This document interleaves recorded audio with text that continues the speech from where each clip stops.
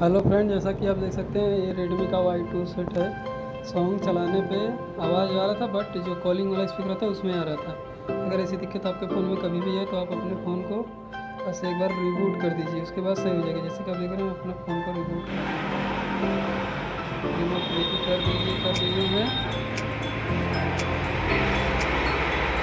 जैसा काम होने में थोड़ा समय लगेगा, कुछ समय बाद आपको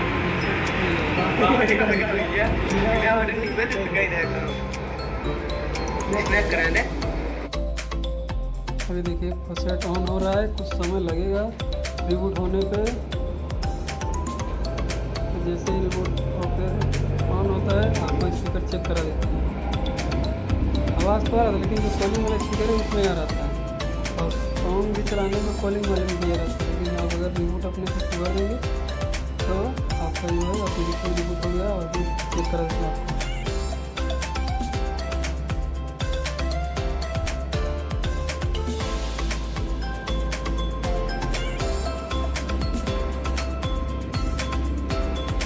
जैसा कि आप देख सकते हैं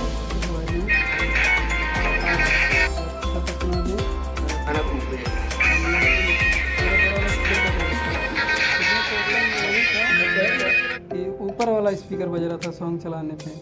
इसीलिए आप अगर ऐसी दिक्कत हो तो आप फ़ोन को रिबूट कर दीजिए, सही हो जाएगा।